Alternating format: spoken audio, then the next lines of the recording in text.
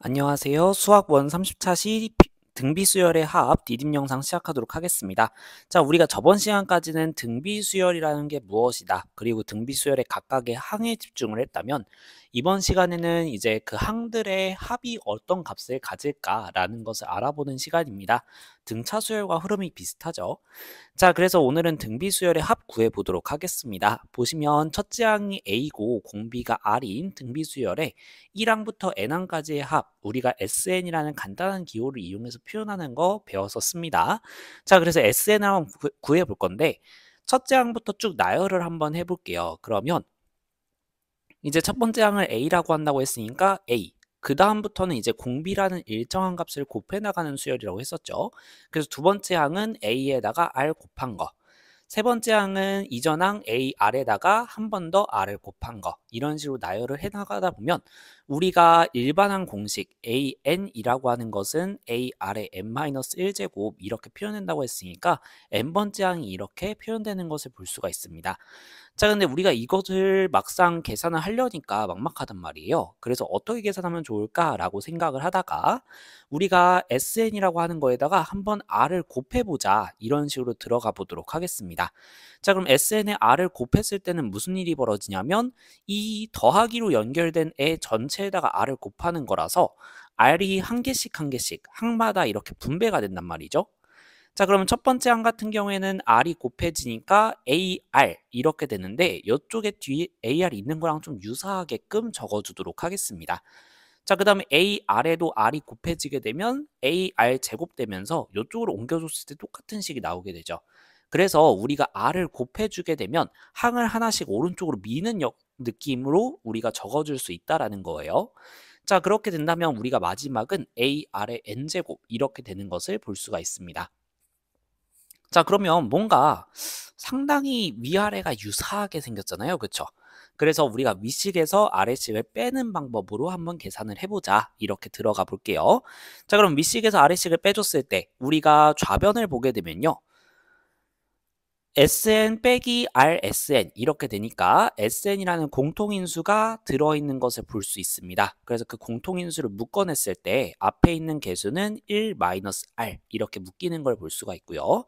자, 두 식을 뺐을 때 똑같은 자리에 있는 것들끼리는 서로 소거가 될 거예요. 그럼 남는 거는 A 빼기 AR의 N제곱 이렇게 나오겠죠.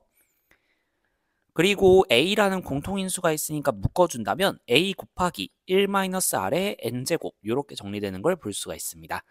자, 그래서 우리가 양변에 1-R이라는 것을 나눠줘서 SN을 구해주게 된다면 1-R분의 A 곱하기 1-R의 N제곱 이런 형태로 정리할 수 있겠습니다.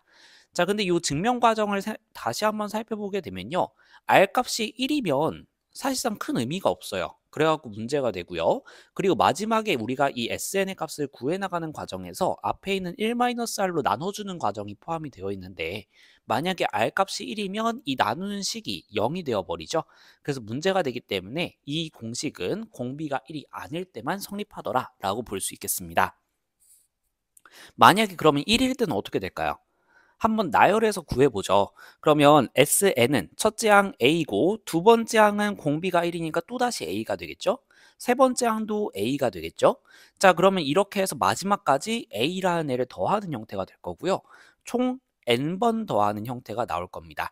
그래서 우리는 이것을 반복적인 덧셈이니까 곱셈으로 바꾸어서 처리를 해주게 된다면 NA 이렇게 표현하는 게 가능해질 거예요. 그래서 공비가 1일 때는 우리가 공식 외의 다른 방법으로 접근을 해야 되더라.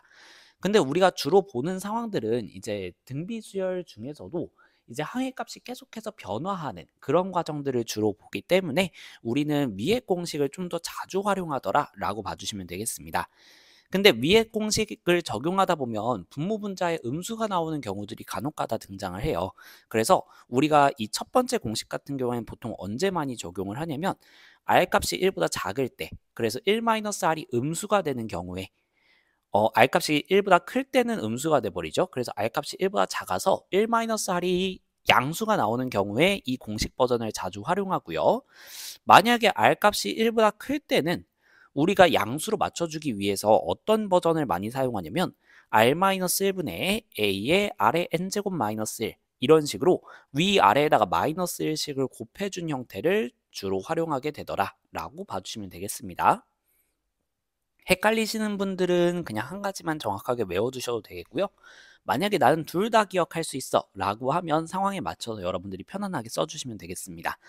자, 그럼 예제 두 문제를 통해서 한번 어떻게 이 공식을 적용하는지 살펴보도록 하겠습니다.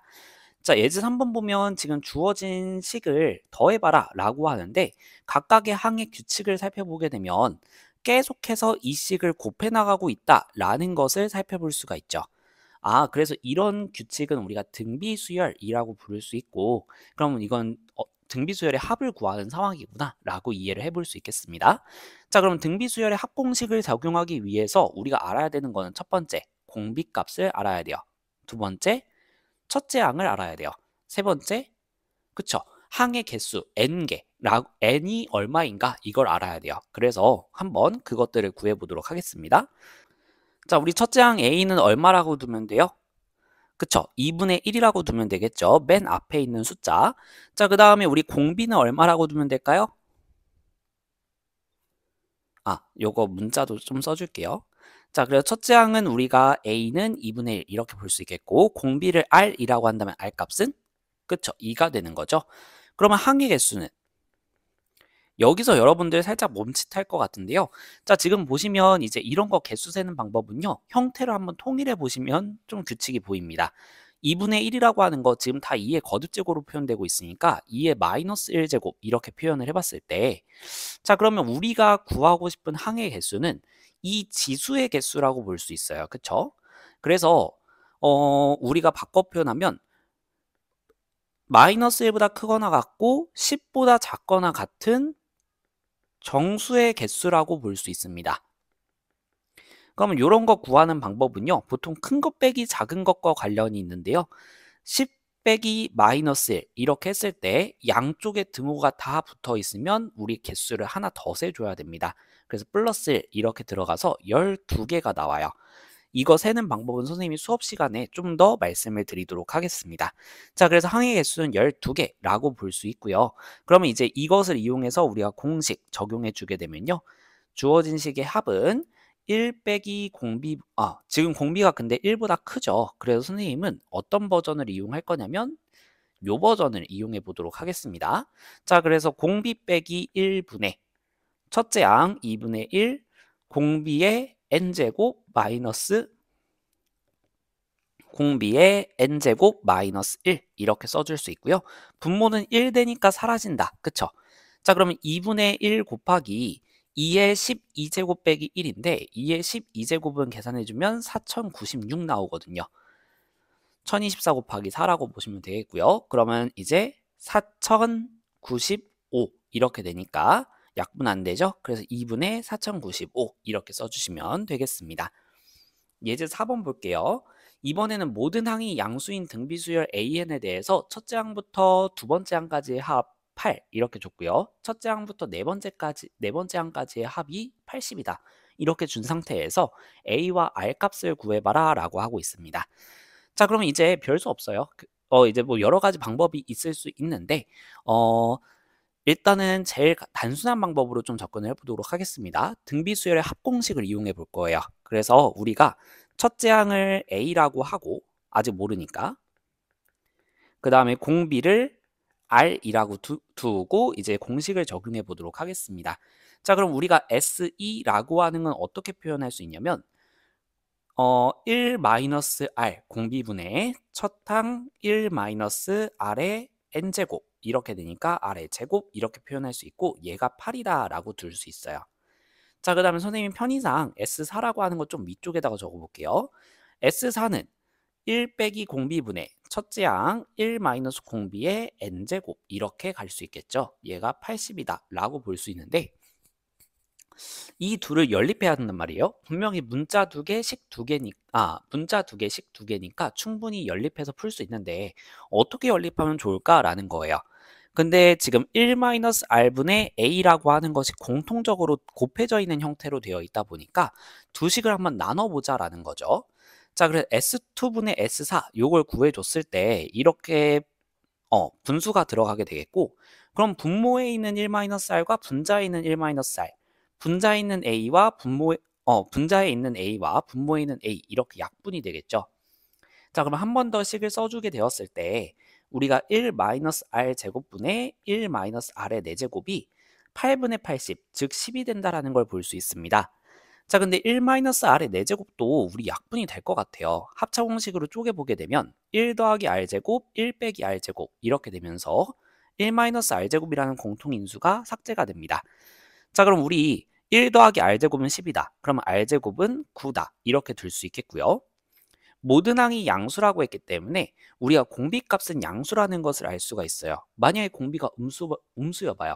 그러면 곱할 때마다 부호가 바뀌게 되겠죠. 그래서 모든 항이 양수다라는 조건을 만족시킬 수 없기 때문에 이 조건은 여러분들이 공비값이 0보다 크다라는 말을 바꿔 표현한 거다라고 이해해 주시면 되겠습니다. 아, 그러면 우리가 R값은 3이구나 이렇게 구해주는 게 가능하겠죠. 자, 그럼 우리 S2를 이용해서 A값 구해낼 건데요. 선생님은 이렇게 가볼게요. S2라고 하는 것은 첫째 항 더하기 둘째 항이더라. 그럼 첫째 항을 A라고 두고 두 번째 항은 AR인데 공비값이 3이니까 3A 이렇게 둘 수 있겠죠. 그래서 4A가 S2인데 그 값이 8이더라. 그러면 A 값은 2구나. 이렇게 풀어주도록 하겠습니다. 요거 마찬가지로 요 식에다가 대입을 해줘도 큰 문제는 없습니다. 근데 선생님은 요거 굳이 여기다가 넣어서 분수 계산하니 그냥 지금 개수가 적으니까 풀어서 푸는 게 낫겠다 싶었던 거예요. 자, 그래서 이렇게 우리 등비수열의 합에 대한 내용 알아봤습니다. 여기서 여러분들이 꼭 기억해 줘야 되는 거는 SN 공식, 그 다음에 문제에 따라서 저 R값, A값, N값 찾는 연습, 그것들을 위주로 진행을 해주시면 되겠습니다. 자, 그러면 영상 보시느라 고생 많으셨고요. 수업 시간에 좀 더 다양한 문제 보면서 연습해 보도록 하겠습니다.